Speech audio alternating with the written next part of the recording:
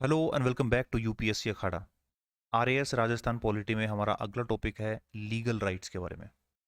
क्या होते हैं लीगल राइट्स? देखिए, आपने देखा होगा फंडामेंटल राइट्स के बारे में पढ़ा होगा आपने। फंडामेंटल राइट्स वो हैं जो कॉन्स्टिट्यूशन के पार्ट 3 में मेंशन है। बट इसके अलावा by the act of parliament और by the act of legislature there are certain rights which are given to the citizens. जो स्टेट्यूटरी लॉ के थ्रू जो राइट्स मिलते हैं उन्हें कहते हैं हम लीगल राइट्स। जैसे आपका आरटीआई है, मनरेगा एक्ट है। तो इसी तरीके से हम राजस्थान प्रीलिम्स के लिए जो इम्पोर्टेंट एक्ट्स हैं which provide the legal rights उनके बारे में डिस्कस करेंगे। जैसे Rajasthan guarantee delivery public service 2011 है, फिर पब्लिक हियरिंग एक्ट है। उसके बाद अभी रिसेंट में कुछ एक्ट पास किए असेंबली ने, वो बहुत इंपॉर्टेंट हो जाते हैं आपके एग्जाम के लिए। So let us start with the first, that is Rajasthan guarantee delivery of public service act 2011। देखिए, इससे क्वेश्चन बहुत बार पूछा गया है और हमें इसलिए इसे पढ़ना जरूरी है क्योंकि इससे फिर भी क्वेश्चन आ सकता है। Rajasthan government launched it's guaranteed delivery of public service act on 14th November 2011। तो ये डेट भी आपके लिए इंपॉर्टेंट हो जाती है, 14th November 2011, coincided with the birth anniversary of हमारे पहले prime minister Pandit Jawaharlal Nehru. It came into force with an aim to provide public service in a time bound manner. कि जो गवर्नमेंट ऑफ राजस्थान वेलफेयर जो function है उसका, लोगों को service provide करना, वो गारंटीड टाइम बाउंड मैनर में मिले, एफिशिएंट हो, ट्रांसपेरेंट हो, अकाउंटेबल हो, उसके लिए एक्ट लाया गया। Madhya Pradesh was the first state to bring the guaranteed delivery of public service act on 18 August 2010। But अगर ये सर्विस डिलीवरी टाइम पे ना हो तो इसके लिए पेनल्टी का प्रोविजन करने वाला पहला राजस्थान स्टेट ही है। जब ये एक्ट आया था तो शुरुआत में इसमें 108 सर्विसेज को इंक्लूड किया गया था, जो कि 15 मेजर गवर्नमेंटल डिपार्टमेंट में स्कैटर्ड थी। बट नाउ अभी अगर आप देखें इसके अंदर कुछ अमेंडमेंट करके एक्ट्स में या फिर by the rules of the executive इसमें चेंज किया जाता है, तो अभी आप देखेंगे तो it covers 287 services of 27 departments are under the purview of this act. तो ये क्वेश्चन भी बनता है कि अभी कितनी सर्विसेज हैं। ऑब्जेक्टिव क्या है इसके? ऑब्जेक्टिव सिंपल है, time bound public service delivery. पहली बात, जो भी फंक्शनिंग हो गवर्नमेंट की regarding the public service delivery, that should be transparent, accountable and responsibility, with responsibility, efficiency and effectiveness, quality and timely service. और एक तरह से ये ग्रीवांस रिड्रेसल मैकेनिज्म भी हो जाता है कि अगर किसी सिटीजन ने किसी सर्विस के लिए अप्लाई किया और उसको टाइम बाउंड मैनर में नहीं मिलती है, तो ये वहाँ से उनको कुछ ऐसा grievance redressal system, window clearance provide किया जाएगा जिनसे उनको कंपनसेशन मिले। और जैसा कि मैंने बताया इसमें पेनल्टी का प्रोविजन है, तो पेनल्टी भी लगाई जा सकती है जो कंसर्न ऑफिसर है उनके ऊपर। नेक्स्ट इंपॉर्टेंट बात है, नोडल डिपार्टमेंट क्या रहेगा इसका, वो है department of administrative reform and coordination. ADR is the nodal agency of the government of Rajasthan for administrative reforms as well as redressal of public grievances related to the state in the general। Administrative reforms normally ये किसके under में होता है? Chief minister of the state. अब इस act के कुछ और प्रोविजन हम देखते हैं। देखिए, नेक्स्ट हम देखने वाले हैं right to public hearing act, वो भी 2011 का है। तो लगभग इन दोनों एक्ट्स में एक जैसा ही मशीनरी आपको देखने को मिलेगी, तो एक को आप समझ लेंगे तो उसका एक तरह से कॉपी पेस्ट दूसरा वाला है, थोड़े बहुत कुछ चेंजेस है वो हम डिस्कस करने वाले हैं।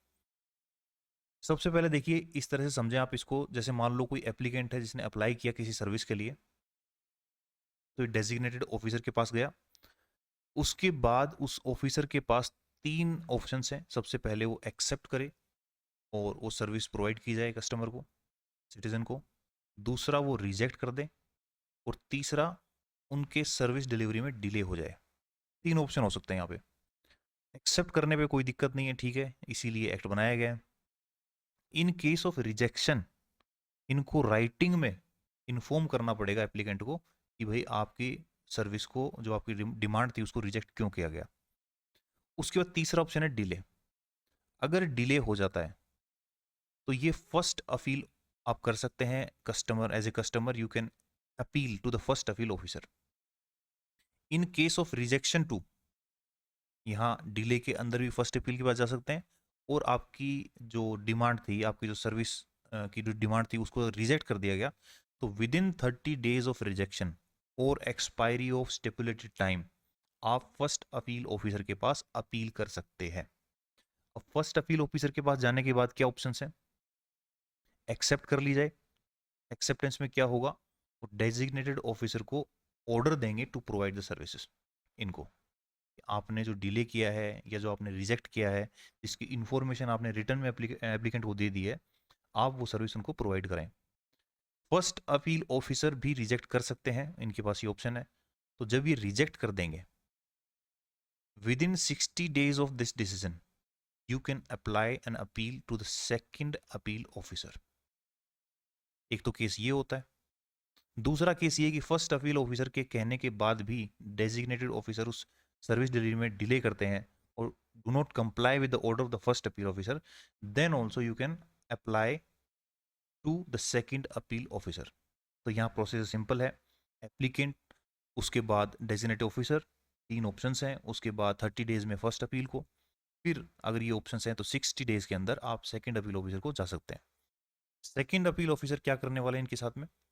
इनके पास भी ऑप्शन है, ये एक्सेप्ट करें आपकी अपील को और ऑर्डर करें डेजिग्नेटेड ऑफिसर को टू प्रोवाइड सर्विस, जो कि फर्स्ट अपील ऑफिसर ने किया था, या ये रिजेक्ट कर दें।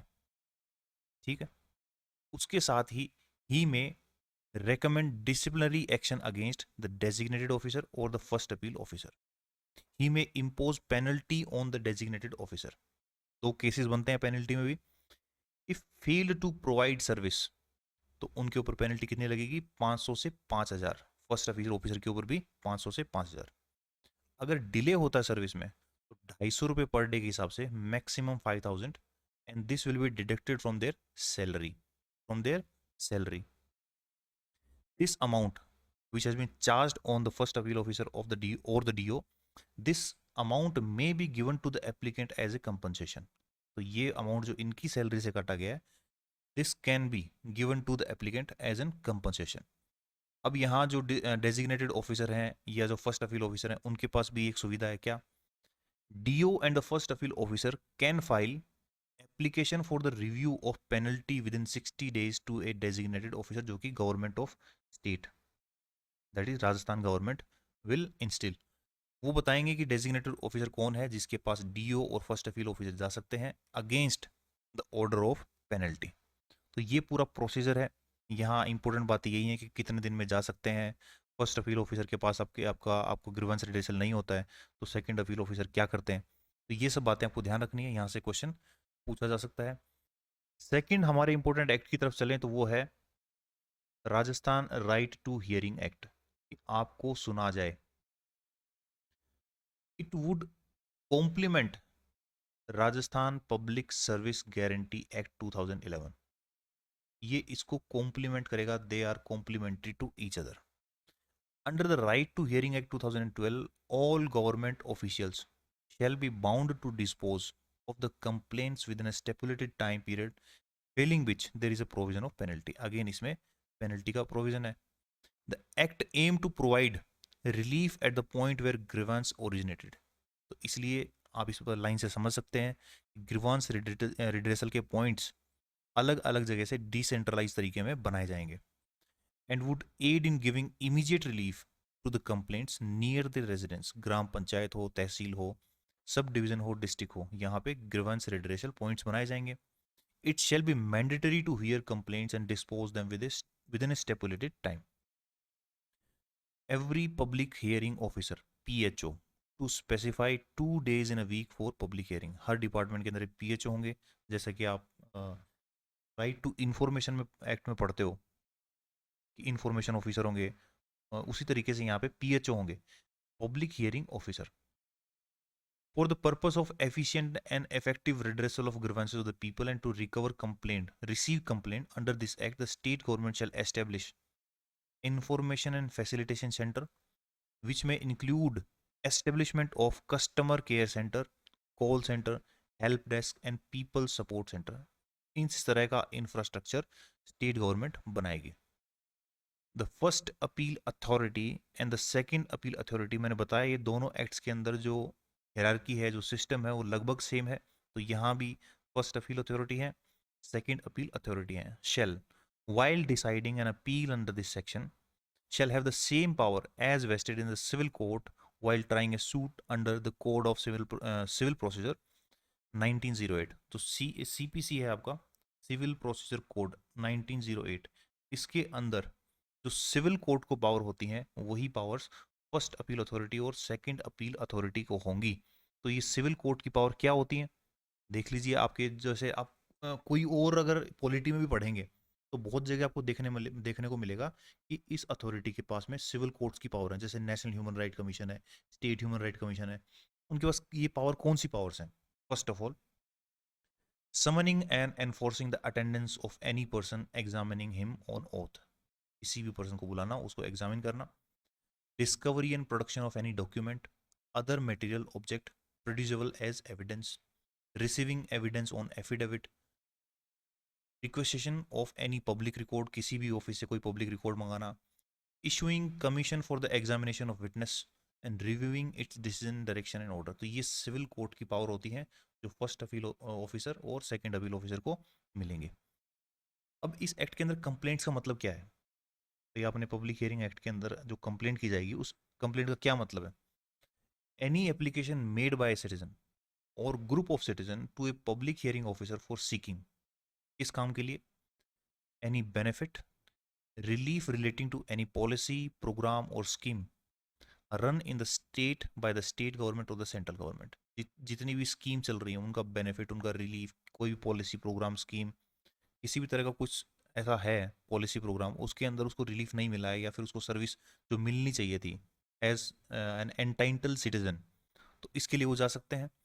इन रेस्पेक्ट ऑफ फेलियर और delay in providing such benefit और relief, regarding any matter arising of failure in functioning or violation of any law, policy, order, program or scheme in force in the state by public authority। public authority भी अगर किसी law का violation करती हैं, किसी policy के under, order के अंदर, प्रोग्राम के अंदर, किसी स्कीम के अंदर कुछ मिलना चाहिए था किसी सिटीजन को, वो अगर नहीं मिलता है then they have the right to hearing.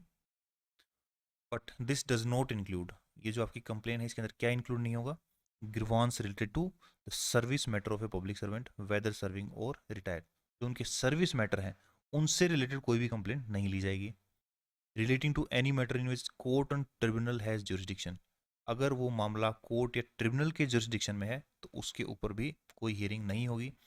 Relating to any appeal pending before a quasi judicial authority, कोई अपील, कोई इस तरह का मैटर जो क्वासी जुडिशियल अथॉरिटी के पास पेंडिंग है। क्वासी जुडिशियल अथॉरिटी क्या होती है? ऐसी अथॉरिटी जिसके अंदर एडमिनिस्ट्रेटिव ऑफिसर भी होते हैं और जज भी होते हैं। क्वासी का मतलब not fully, half judicial body, ठीक है। तो ये कंप्लेंट्स हैं। उसके बाद हम अगला जो बहुत इंपॉर्टेंट है, इन दोनों के बारे में ये सब बातें इंपॉर्टेंट ध्यान रखें आप, यहीं से क्वेश्चन पूछे जाते हैं और इन्हीं फैक्ट में से आपसे कुछ पूछा जा सकता है। नेक्स्ट इंपॉर्टेंट जो एक्ट है वो ये है जो अभी पास किया गया, Rajasthan minimum guarantee income bill 2023। The Rajasthan Minimum Guarantee Income Bill 2023 introduced by the Rajasthan government aims to provide additional income support to the people in the state. Additional income support. The bill seeks to help citizens cope up with the inflation, improve their financial stability. बहुत चर्चा में ये था कि यहाँ 3 component इसके अंदर include किए जाएंगे। मिनिमम गारंटी, देखो जब आप डीपीएसपी पढ़ते हो, डीपीएसपी जो पार्ट 4 में आपके है कॉन्स्टिट्यूशन के, तो उसमें कुछ डायरेक्शन है स्टेट को कि आप इस तरह से मिनिमम गारंटी इनकम की बात करेंगे, जो ओल्ड एज हैं उनको पेंशन देंगे, विडो हैं, सिक हैं, या जो वीकर सेक्शन है उनके वेलफेयर के लिए कुछ करेंगे। तो इन डीपीएससीज को ध्यान में रखते हुए इस तरह के बिल लाए जाते हैं। और बाकी कुछ स्टेट्स में भी आप देखने को मिलेगा, जैसे हरियाणा में है या एमपी में है, तो ऐसे एक्ट वहाँ हैं जहाँ इस तरह के जो सेक्शंस हैं जो मैंने डिस्कस किया अभी डीपीएसपी में मेंशन है, उन सेक्शंस को कुछ सोशल सिक्योरिटी के तहत कुछ पैसे मंथली दिए जाते हैं। This bill has 3 broad categories. क्या कैटेगरीज हैं? Right to minimum guarantee income, right to guaranteed employment and right to guaranteed social security pension. की कंपोनेंट क्या है? सबसे पहला मिनिमम गारंटी इनकम। देखिए इनकम कैसे होगी? जब कुछ काम मिलेगा। काम कैसे है? सबसे पहले आपने पढ़ा होगा मनरेगा में 100 दिनों का काम मिलता है। But this bill provides for, the bill guarantee A minimum income for every adult citizen put 125 days in year, 125 दिन की गारंटी इस एक्ट में दी गई है। Each adult citizen will receive minimum income through the Indira Gandhi शहरी रोजगार गारंटी योजना। क्योंकि पहले ये रूरल एरियाज में था, अब अर्बन जो सिटीजन है उनको भी मिनिमम वर्क, एम्प्लॉयमेंट और इनकम की गारंटी राजस्थान सरकार देती है in urban areas and the Mahatma Gandhi national rural employment guarantee act in the rural areas. Mahatma Gandhi national rural employment guarantee act में ऑलरेडी 100 डेज का प्रोविजन था, उसमें 25 दिन और ऐड कर दिए गए और अर्बन में 125 दिन, तो टोटल 125 डेज दोनों ही कंपोनेंट्स में, रूरल और अर्बन में अब मिलेगा। उसके बाद है right to guarantee employment. The government will pay minimum wages weekly और fortnightly after the completion of the work in urban and rural employment schemes. ये पेमेंट इनको दिया जाएगा मिनिमम वेजेस के प्रोविजन के ऊपर। A designated officer will ensure the job site within the 5 kilometre, 5 kilometre के अंदर ही काम मिले with registered job card address. जिस एड्रेस में आप हैं वहां से 5 किलोमीटर के अंदर ही आपको काम देने की रिस्पॉन्सिबिलिटी अब सरकार की हो गई है। अगर नहीं दिया जाता, if employment is not provided within 15 days of application, the applicant will receive a weekly unemployment allowance and in case not later than a fortnight. Weekly unemployment allowance मिलेगा, जो कि मनरेगा में भी प्रोविजन था पहले। तो यहाँ 15 दिन के अंदर, आपकी एप्लीकेशन के 15 दिन के अंदर आपको 5 किलोमीटर के दायरे के अंदर आपको काम नहीं दिया गया तो आपको अनएम्प्लॉयमेंट अलाउंस मिलेगा। Right to guaranteed social service pension. The bill ensured that people falling under categories like old age, specially abled, widows, single women receive a pension।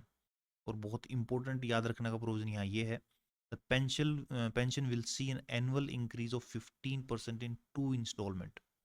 15% का इंक्रीमेंट इस पेंशन में होगा।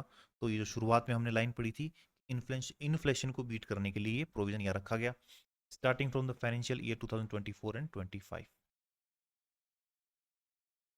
कैसे ये कैश ट्रांसफ़र स्कीम से अलग है। जो कैश ट्रांसफ़र होता है, जैसे मान लो आप कृषि योजना के अंदर आपको सेंट्रल गवर्नमेंट की तरफ से 6,000 की जो स्कीम मिलती है, 2-2 हज़ार रुपये क्वार्टरली जो आपके किसान हैं उनके अकाउंट में आता है, उससे कैसे डिफरेंट है ये।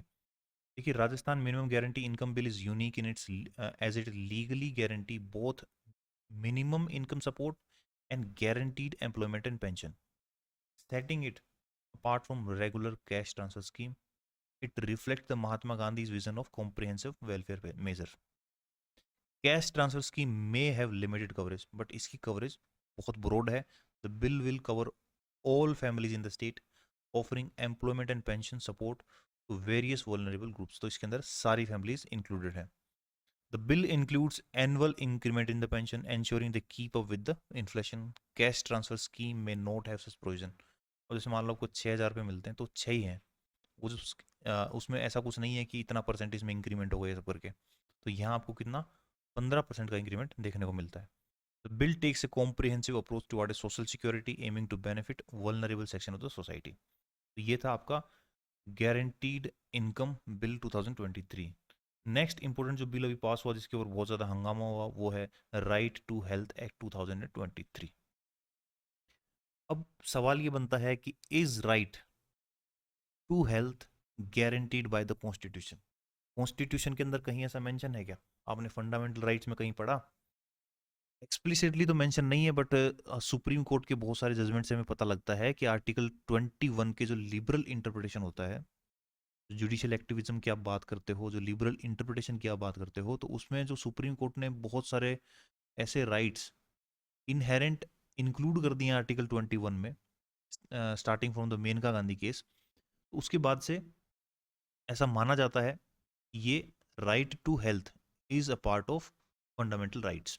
Although the Indian Constitution does not explicitly mention a right to health, it can be derived from the right to life and liberty guaranteed under Article 21. In the past, court have emphasized that state responsibility to protect and promote the health of its citizen, citing the provision of Article 38, जो कि आपका DPSP का part है, जिसमें state को एक direction है लोगों की हेल्थ और न्यूट्रिशन ये प्राइम ऑब्जेक्टिव है स्टेट का, विच promote People's welfare, and Article 47, which direct the government to meet the population nutrition and health requirement. एक केस लो की बात करें तो Paschim Bengal Khet Mazdoor Samiti versus state of west Bengal 1996 के अंदर सुप्रीम कोर्ट ने क्या कहा, that it is the government responsibility to provide medical aid to improve public health. तो इन बातों से हमें लगता है कि आर्टिकल 21 का ही पार्ट है राइट टू हेल्थ। आगे देखें, Rajasthan right to health bill 2020 जो 22 का जो बिल है, कब इंट्रोड्यूस किया गया, सितंबर 22 2022 को राजस्थान लेजिस्लेटिव असेंबली में। It seeks to provide the protection and the fulfilment of equitable right in health and wellbeing. The bill has been referred to a select committee headed by minister of health and medical services mister Prasadi Lal Meena. देखो आपने देखा होगा जब ये bill का draft आया था उसके बाद से बहुत ज़्यादा हंगामा हुआ, बहुत सारे डॉक्टर सड़कों पे आ गए थे, हर न्यूज़पेपर में फ्रंट पेज पे न्यूज़ थी। उसके बाद एक देखो रेस्पॉन्सिबल गवर्नमेंट का ये भी एक पर्पस होता है कि आर्बिटरी कोई बिल ना लेके आए वो, तो कंसल्टेशन के लिए और पब्लिक व्यू के लिए उसको रखा गया। तो इसी के साथ एक सेलेक्ट कमेटी बनाएगी which was headed by the minister of health and medical services mister Prasadi Lal Meena. उसके बाद उसमें कुछ चेंजेस किए गए उस ड्राफ्ट के अंदर, and then the act commenced on 12 April 2023। उस चेंज के बाद क्या की फीचर्स हैं हम देख लेते हैं। सबसे पहले प्रियम्बल के बारे में। प्रियम्बल में क्यों बता रहा हूँ आपको, क्योंकि आर एस प्री के अंदर एक क्वेश्चन आया था जिसमें आर टी आई जो एक्ट है आपका 2005 का, उसके प्रियम्बल में से क्वेश्चन पूछ लिया गया कि कुछ टर्म्स दी गई ऑप्शन के अंदर, इसके प्रियम्बल के अंदर इन टर्म्स में से क्या मेंशन है। तो यहाँ भी एक क्वेश्चन इस तरह का बन सकता है। Where is the state of Rajasthan aims to provide protection and fulfilment of rights and equality in health and wellbeing under article 47। तो ये आपकी प्रियम्बल में मेंशन है of the constitution of India, and to ensure the right to health as per the expanded definition of Article 21। ये important बात है यहाँ पे, right to health as per the expanded definition of article 21। 21 की जो expand करके liberal interpretation जो है उसके according of the constitution of India, also to provide free accessible to and quality equality in health care for all the resident of the state with a progressive reduction in out of the pocket expenditure. Out of the pocket expenditure क्या होता है, जो देखो इसको ऐसे समझो, जब आप हॉस्पिटल में जाते हो तो आपने कितना खर्चा अपनी जेब से दिया, आपके मेडिकल एक्सपेंसेस का कितना खर्चा आपकी जेब से गया, वो out of the pocket expenditure है। इसका ऑपोजिट क्या होता है कि आप हॉस्पिटल गए और आपने इंश्योरेंस करवा रखा है, इंश्योरेंस कंपनी ने आपका पेमेंट किया, आपका इलाज तो हुआ मगर आपकी जेब से नहीं लगा, तो वहाँ इंश्योरेंस कंपनी प्रोवाइड कराती है। But most of the cases में जो कितनी जनता हमारे यहाँ है जो कि out of the insurance coverage है, उनकी जेब से खर्चा होता है। तो आउट ऑफ पॉकेट एक्सपेंडिचर को कम करना, एसेसिंग और रिसीविंग हेल्थ केयर, तो ये इसके प्रीएम्बल में लिखा हुआ है। आर्टिकल 47 के बारे में है। Article 21 all the resident of the state out of pocket expenditure को कम करना, ये इसके प्रीएम्बल में है। अब हम देखते हैं कुछ इसके important provision. Right to health, every resident in the state of Rajasthan shall have the following rights. ये राइट्स होंगे, to have adequate relevant information about the nature, cause of illness, proposed investigation and care, expected result of treatment। बताया जाएगा कि क्या result रह सकता है आपकी ट्रीटमेंट के बाद। तो मतलब यहाँ पे अकाउंटेबिलिटी और रिस्पॉन्सिबिलिटी बढ़ गई है। पॉसिबल कॉम्प्लिकेशंस क्या हो सकते हैं और एक्सपेक्टेड कॉस्ट कितनी लगेगी, ये अब यहाँ के रेजिडेंट्स का राइट है जानना। To avail free OPD services, out patient department. Out patient department का मतलब होता है, ओपीडी का मतलब आउट पेशेंट डिपार्टमेंट, जहां आप हॉस्पिटल में गए, आपने कंसल्टेशन ली, आपने दवाई ली और आ गए। आईपीडी होता है इन पेशेंट डिपार्टमेंट, मतलब आपको एडमिट किया गया। तो in patient service consultation, drugs, diagnostics, emergency transport, procedure and emergency care as provided by all public health institution accordingly to their level of health care as may be prescribed by rule made under this act। कोई भी जब act बनता है, act तो बनाया जाता है किसके द्वारा, लेजिस्लेचर के द्वारा, मतलब स्टेट लेजिस्लेटिव असेंबली, विधानसभा।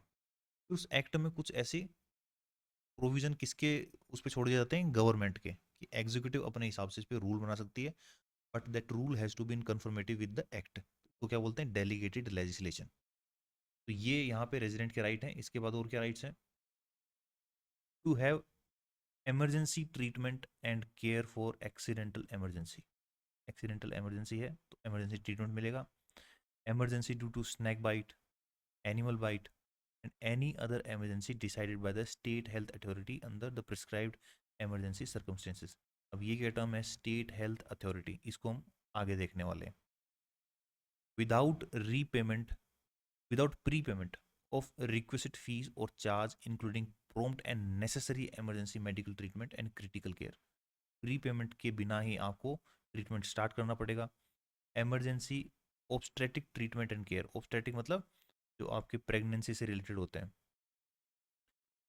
Bye any public health institution, हर पब्लिक हेल्थ इंस्टीट्यूशन में, health care establishment, designated health care centre qualified to provide such care और treatment accordingly to their level of health care, promptly as prescribed or as per guidelines and in case of medico legal nature of the cases।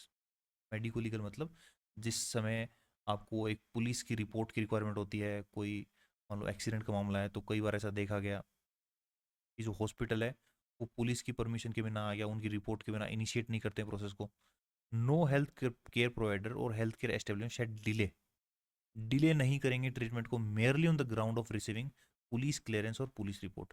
Police report आएगी, police clearance आएगी, उसके बाद हम जो health care establishment है वो कहेगा कि हम अब हमारा ट्रीटमेंट स्टार्ट करेंगे। तो इस तरह का डिले यहाँ पे नहीं लिया जाएगा, ये राइट है रेजिडेंट के पास। अब provided that after proper emergency care, stabilization and transfer of patient, if patient does not pay requisite charges, अगर पेमेंट नहीं करता है, healthcare provided shall be entitled to receive requisite fees and charges or proper reimbursement from the state government in prescribed manner। अगर वहाँ payment नहीं होता है patient के द्वारा तो वो रिम्बर्समेंट कौन करेगा, स्टेट गवर्नमेंट। पेशेंट के record, investigation report, detail itemised bill of treatment, क्या पढ़ रहे हैं हम रेजिडेंट्स के राइट पढ़ रहे हैं। To know the name, professional status and job chart of person who is providing health care, जो आपका डॉक्टर है उसके बारे में जानकारी आपको मिले। Informed consent prior to specific test, कोई भी सर्जरी हो, कीमोथेरेपी हो, इसमें सबसे पहले कंसेंट ली जाएगी, उसके बाद ही प्रोसेस स्टार्ट होगा from all health care establishment.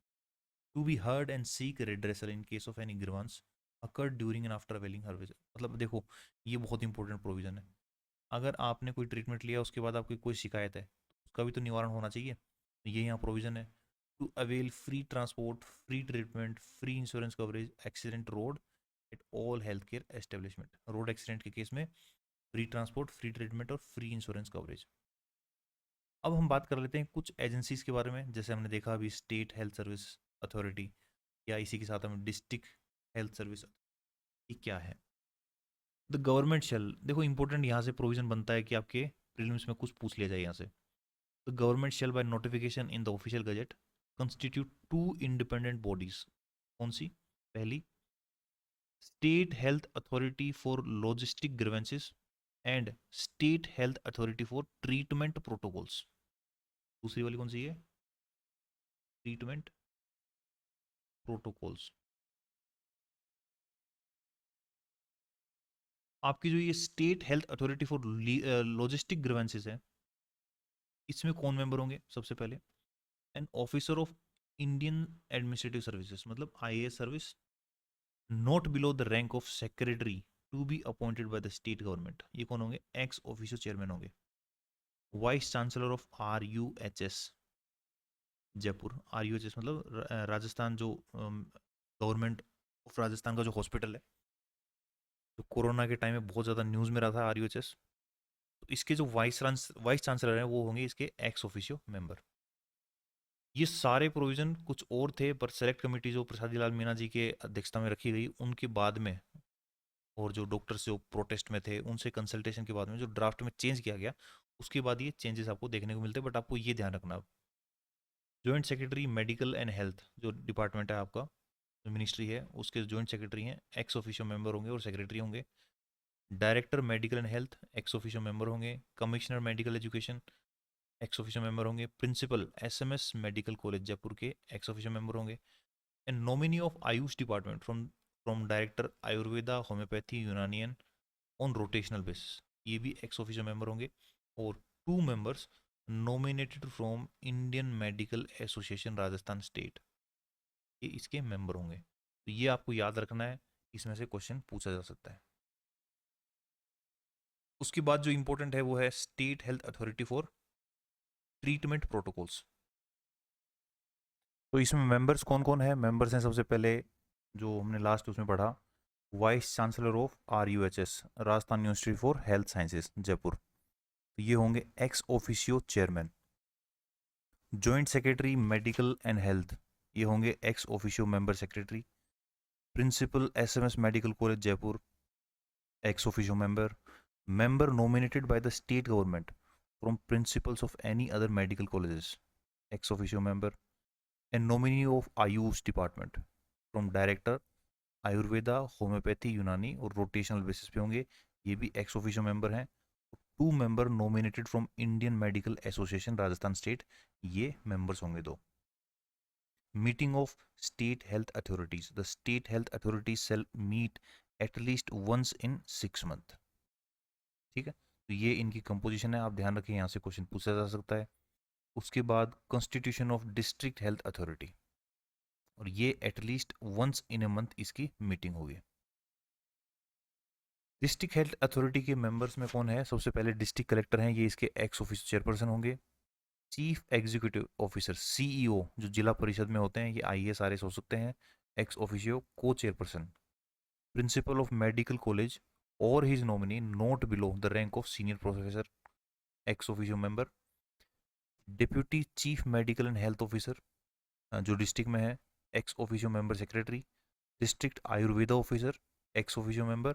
2 member nominated from Indian medical association Rajasthan state, ये इसके मेंबर होंगे 2। तो ये जो 3 आपको मैंने बताई कंपोजिशन, इनको ध्यान रखें आप, यहाँ से क्वेश्चन पूछा जा सकता है। अब देखें जो हमने ये जो अथॉरिटीज़ देखी हैं, इनमें किस तरह से कंप्लेन का प्रोसीजर है। सबसे पहले grievance redressal mechanism. Any person resident of a state having any grievance relating to the right to health may make a written complaint to the in charge of the concerned healthcare institution in prescribed manner with all relevant documents within the 15 days of course of action। 15 दिन के अंदर जिस health care institution में उसने इलाज लिया है, वहाँ के कंसर्न इंचार्ज को एप्लीकेशन दे सकता है। If the complaint is not resolve by the concern health care institution with in 3 days, अब यहाँ पे रोल आता है आपकी अथॉरिटीज़ का, 3 दिन के अंदर वो रिजोल्यूशन नहीं होता है, the complaint shall be forwarded to the member secretary of district health authority within territorial jurisdiction, जिस डिस्ट्रिक्ट में वो आते हैं वो डिस्ट्रिक्ट हेल्थ अथॉरिटी को वो कंप्लेन चली जाएगी। The district health authority shall take appropriate action on the complaint within 30 days, 30 दिन के अंदर वो एक्शन लेंगे of it receipt and communicate the same to complainant, जिसने कंप्लेन की उसको कम्युनिकेट करेंगे। While inquiring into the complaint, the district health authority may invite the complainant and representative of concerned health care provider to try resolve the complaint। दोनों को एक साथ बुला के मीडिएशन आर्बिट्रेशन किसी तरीके से उस समस्या का सॉल्यूशन हो जाए।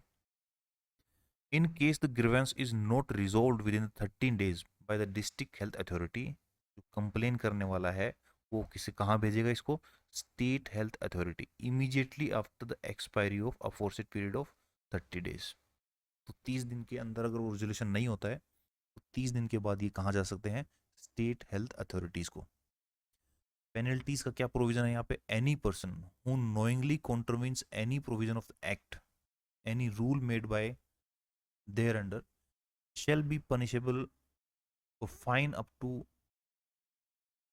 ₹10,000 फॉर फर्स्ट कॉन्ट्रवेंशन, पहली गलती के ऊपर 10,000 रुपये का फाइन, एंड अप टू ₹25,000 25,000 रुपये, यहाँ 25,000, यहाँ 10,000 फॉर द सब्सिक्वेंट कॉन्ट्रवेंशन। उसके बाद अगर दोबारा रिपीट होती है वो इशू तो वहाँ 25,000 रुपये तक का फाइन लगाया जा सकता है। तो ये था आपका राइट टू हेल्थ के बारे में कुछ इंपॉर्टेंट प्रोविज़न, जिसमें से सबसे ज़्यादा इंपॉर्टेंट क्या है? ये जो कंप्लेंट के अपील का प्रोसीजर है ये, इनमें डेज, फाइन कितना लग सकता है, तीन अथॉरिटीज़ की कंपोजिशन क्या है और रेजिडेंट्स के राइट्स क्या है। तो ये ध्यान रखें आप, ये बहुत ही ज़्यादा न्यूज़ में था ये। अब हम देखते हैं कुछ current affairs related to state polity. Rajasthan Vidhan Sabha best legislature award किसको मिला? देखिए 2022 में अवार्ड मिला अमीन खान शिव असेंबली कॉन्स्टिट्यूंसी से, और 2023 में मिला अनीता पटेल को अजमेर साउथ असेंबली कॉन्स्टिट्यूंसी से। Constitution of committee to give status of official language to Rajasthani language.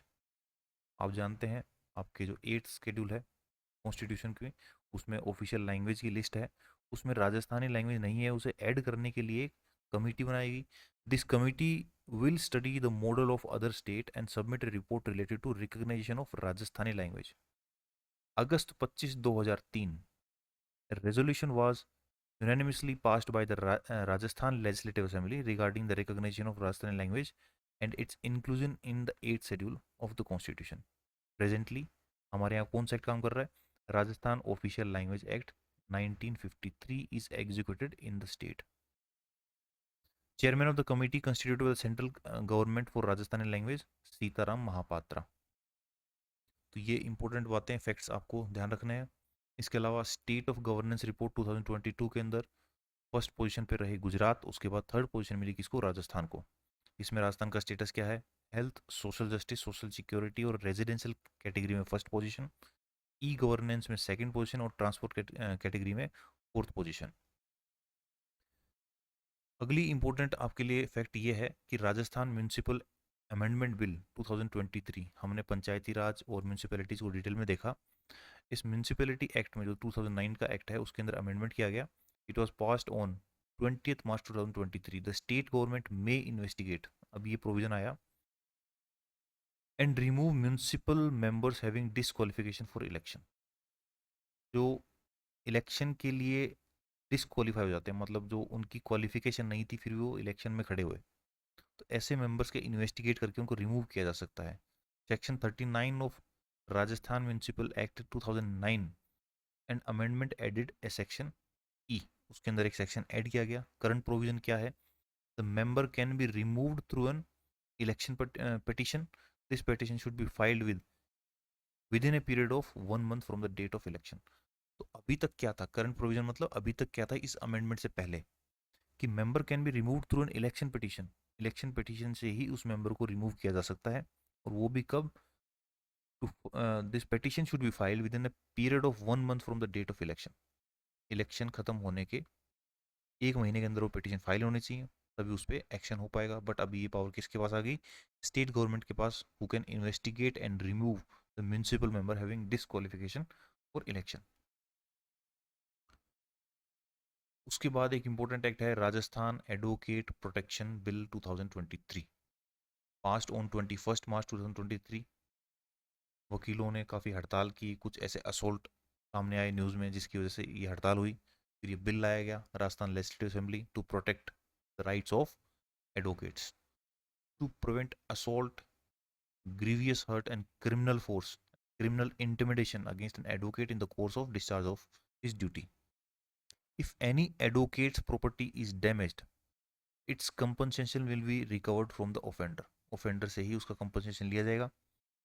The speedy recovery of this amount will be on the lines of arrears of land revenue. जो land revenue के बकाया होता है उस तरीके से इसको माना जाएगा, और उसको स्पीडी रिकवरी के प्रोविजन के तहत इसको इस लाइन पर रखा गया जैसे कि ये लैंड रेवेन्यू को बकाया है। Deputy SP rank officer will investigate the attack. The accused of assault, जिसने ये हमला किया, will be punished with an imprisonment of 2 years and a fine of 25,000, 7-year imprisonment and 50,000 fine for causing grievous hurt to a lawyer. There is a provision for punishment of up to 2 years for lawyers who misuse the law. तो अगर lawyer भी इसको misuse करेंगे तो उनके खिलाफ भी ये 2 साल की जेल का प्रावधान करता है। Rajasthan is the first state in the country to enact a law for the protection of advocate. बहुत से मामलों में राजस्थान फर्स्ट स्टेट बन गया है। तो ये थे आपके कुछ लॉज के बारे में, इनके इंपॉर्टेंट प्रोविजंस के ऊपर कुछ क्वेश्चन आपसे पूछा जा सकता है। अब हम फाइनल टॉपिक पे चलते हैं जो है सिटीजन चार्टर। देखिए सिटीजन चार्टर के ऊपर पिछले कुछ सालों में एक दो क्वेश्चन मतलब जैसे 2020 2013, फिर उसके बाद 18, तो इस तरह से कुछ साल बीच में छोड़ के फिर सिटीजन चार्टर पे सिंपल एक क्वेश्चन पूछा जा सकता है। तो आपको जनरल इसकी जानकारी होने के बाद इस क्वेश्चन को आप कर पाएंगे। क्या है सिटीजन चार्टर? सिटीजन चार्टर एक डॉक्यूमेंट है which represented systematic effort to focus on the commitment of organization towards its citizen in respect of, मतलब एक पर्चा है एक तरीके से जो आपको हर एक डिपार्टमेंट में लगा मिलेगा कि ये डिपार्टमेंट किस तरह से जनता की सेवा में तत्पर है। उसमें क्या क्या मेंशन होगा? Standard of service, information, choice and consultation, non discrimination, accessibility, grievance redressal, courtesy and value for money. This also include expectation of organization from the citizen for fulfilling the commitment of the organization. Citizen को simply क्या कह सकते हैं? Empowering citizens through transparent and effective delivery of public service. जो भी services एक department provide करता है वो सिटीजन चार्टर में लिखा होगा, कितने टाइम में प्रोवाइड करेंगे, डेजिग्नेशन क्या है ऑफिसर्स की, तो ये सब इंफॉर्मेशन सिटीजन चार्टर में मिलती है। बेसिक ऑब्जेक्टिव क्या है सिटीजन चार्टर का? To empower the citizen in relation to public service delivery. Six principles of citizen charter movement originally framed were: quality, improve the quality of service; choice, wherever possible, एक citizen को एक particular service के लिए कितनी choices हैं उसके पास। Standards क्या होंगे? Specify what to expect and how to act if standard are not met. क्या एक्सपेक्ट कर सकते हैं हम एक डिपार्टमेंट से, और वो स्टैंडर्ड पे अगर उस स्टैंडर्ड के लेवल पे अगर सर्विस नहीं मिलती है तो क्या करना चाहिए, उसको क्या प्रोविजन है ग्रीवांस रिड्रेसल का। Value, pro for the tax payers money. Accountability, individual and organisation level पे अकाउंटेबिलिटी। ट्रांसपेरेंसी, क्या रूल प्रोसेस स्कीम और ग्रीवेंसेज हैं। These were later elaborated by labour government in the following 9 principle of service delivery. Labour government मतलब जो UK की government है, क्योंकि UK का ही प्रोविजन है, वहीं से स्टार्ट हुआ था ये। Set standard of service, be open and provide full information about your service delivery, consult and involve the citizen और the person who is being affected by your services, तो उनको कंसल्ट करके सिटीजन चार्टर बने। Encourage access and promotion of the choice, treat all fairly, put things right when they go wrong, use resources effectively, innovate and improve, work with other providers। ये तो है general जो हम universal जो global level पे citizen charter देखते हैं उसके बारे में। इंडिया की बात करें तो यहाँ सबसे पहले conference of chief secretaries of the state on effective and responsive administration 1996 conduct की गई, जिसमें सिटीजन चार्टर के बारे में बात हुई। Conference of chief ministers discussion on action plan for effective and responsive government 19 अगले ही साल चीफ मिनिस्टर की मीटिंग हुई। Decision to introduce citizen charter in central and state government department, यहाँ डिसीजन लिया गया कि सेंट्रल और स्टेट गवर्नमेंट डिपार्टमेंट्स के अंदर हम सिटीजन चार्टर को इंट्रोड्यूस करेंगे। Department of administrative reforms and public grievances in the government of India, DARPG, initiated task of coordinating formulating and operationalising citizen charter, इसको ये काम दिया गया इस डिपार्टमेंट को। Guidelines for formulating the charter as well as a list of dos and don'ts were communicated to various government departments, तो इन्होंने various government departments को बताया कि किस तरह से सिटीजन चार्टर बनाना है, किस तरह से इफेक्टिव होगा। Handbook on citizen charter sent to all state government and union territories, these charter were required to include again standard of service, time limit that the public can reasonably expect, avenues of grievance redressal, अगर समस्या होती है तो कहाँ जाएं, ये already पहले लिखा होना चाहिए, and provision of independent scrutiny of involvement of citizen and consumer group. Charters are expected to incorporate the following elements, charter जो बना है उसके अंदर ये चीज़ें होनी चाहिए। विजन एंड मिशन स्टेटमेंट, जो भी ऑर्गेनाइजेशन है उसका क्या विजन है क्या मिशन है। किसी भी ऑर्गेनाइजेशन में मान लो आप हॉस्पिटल जाते हो तो वहाँ भी आप देखोगे सबसे पहले लिखा रहता है विजन, मिशन, अच्छी हेल्थ सर्विसेज हम प्रोवाइड करना चाहते हैं, ये विजन है। सब सब अच्छे तरीके से मतलब स्वस्थ होकर यहाँ से जाएं, उनको इफ़ेक्टिव कॉस्ट में जो हेल्थ केयर है वो प्रोवाइड की जाएगी, उनको ये राइट्स हैं, तो ये मिशन है। Details of business transacted by the organisation, details of the client, details of service provided by each client group, details of grievance redressal mechanism how to access it, expectation from the clients, तो ये सब बातें वहाँ लिखी हूँ। एक comprehensive website भी है सिटीजन चार्टर के लिए, क्या है www.goicharter.nic.in link is external has been developed and launched by department of administration reform and public grievances 2002 31 मई को ये डेडिकेटेड वेबसाइट स्टार्ट की गई जहाँ से आप वेरियस डिपार्टमेंट के सिटीजन चार्टर को पढ़ सकते हैं. This content the citizen charter issued by various central government and departments organization. The website provide useful information data and link. तो ये आपके सिटीजन चार्टर के बारे में जनरल इन्फॉर्मेशन है. यहाँ से क्वेश्चन पूछा जा सकता है. जैसे एक बार क्वेश्चन आया था कि सिटीजन चार्टर किस लिए है, तो उसमें कुछ 4 ऑप्शन दे दिए, तो वहाँ आपको बताना है कि ये ट्रांसपेरेंसी के लिए है कि जो ऑर्गेनाइजेशन है वो किस तरह से सर्विस प्रोवाइड की जा रही कर रही है, क्या पैरामीटर्स हैं, क्या स्टैंडर्ड्स हैं, ग्रीवेंसेस हो तो उसके रिड्रेसल के क्या पॉइंट्स हैं. तो this is all about today's class. Thank you all for joining me. आपने अभी तक जो कुछ भी पढ़ा पॉलिटी में आर एस प्री के लिए, उसे आप बार बार रिवाइज करें, बिकॉज इस एग्ज़ाम के अंदर, इस एग्ज़ाम का नेचर ये है कि यहाँ पे आपको बहुत सारा फैक्ट याद करके रखना पड़ता है. तो इसे बार बार रिवाइज करें, प्रीवियस ईयर क्वेश्चंस को करने की कोशिश करें, और रिलेटेड जो भी आप टेस्ट सीरीज से कर रहे हैं वहाँ आपको कुछ नया इन्फॉर्मेशन मिलता है तो उसे आप ऐड करें. इसी तरीके से आप एनरिच करें अपनी स्टडीज़ को. And I wish you all the best for your examination. Bye.